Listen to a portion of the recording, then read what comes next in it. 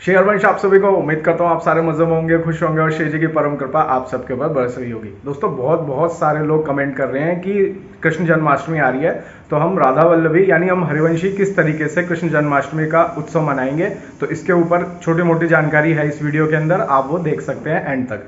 Video में आगे बढ़ने से पहले आप सभी से रिक्वेस्ट है, अगर आप मुझे इंस्टाग्राम पर डायरेक्ट ज्वाइन करना चाहते हैं तो ये रहा मेरा इंस्टाग्राम अकाउंट का बारकोड और यूजर आईडी, आप मुझे वहां ज्वाइन कर सकते हैं।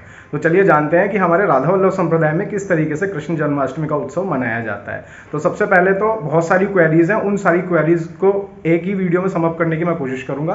पहले तो आप ये समझ लीजिए हमारे राधा वल्लभ संप्रदाय में कोई व्रत नहीं रखे जाते हैं। तो अगर आप राधा वल्लभ संप्रदाय से जुड़ चुके हैं या जुड़ने जा रहे हैं तो अभी से आपका भाव राधा वल्लभीय होना चाहिए, हरिवंशी होना चाहिए। तो व्रत का कोई कॉन्सेप्ट हमारे संप्रदाय के अंदर नहीं होता। तो जिन लोगों को व्रत को लेकर संशय था तो यहाँ पर दूर कर लीजिए कि हमारे यहाँ कृष्ण जन्माष्टमी का क्या किसी भी तरीके का व्रत नहीं रखा जाता।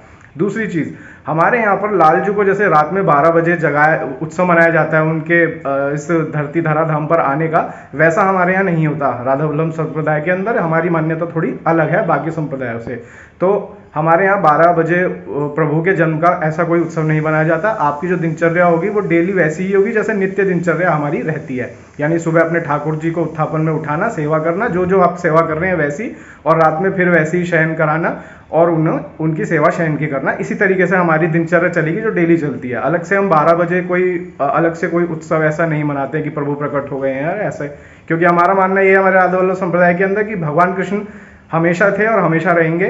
तो इसी मान्यता पर हम चलते हैं। दूसरी चीज, हम जान लेते हैं कि हम अपने सामर्थ्य के हिसाब से और भाव के हिसाब से अपने उत्सव को अलग अलग रंग दे सकते हैं, यानी कि पंचामृत से स्नान करा सकते हैं। एक चीज याद रखिएगा, पंचामृत में स्नान कराते के लिए जैसे कि सदगुरुदेव भगवान ने आज्ञा की हुई है, हमें शहद का इस्तेमाल नहीं करना है, ना भोग में ना पंचामृत में, किसी भी तरीके से। तो आप जो भी पंचामृत बनाए ठाकुर जी के, राधा वल्लभ लाल जी के उत्सव के लिए, तो उसके अंदर शहद ना डालिएगा।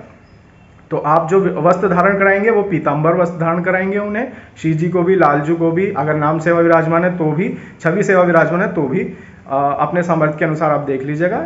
पीतांबर वस्त्र ही धारण कराते हैं हम अपने राधा वल्लभ लाल को।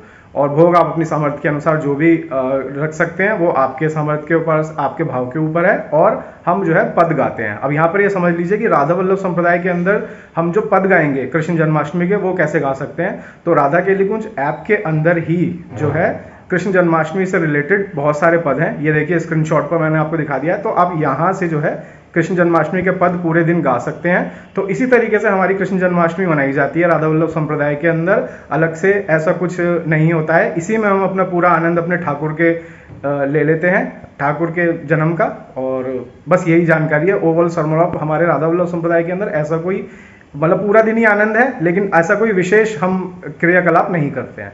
तो उम्मीद है आपको वीडियो अच्छी लगी होगी। चैनल के साथ बने ही रहेगा, अपना ख्याल रखिएगा, मुस्कुराते रहिएगा। श्री हरवंश।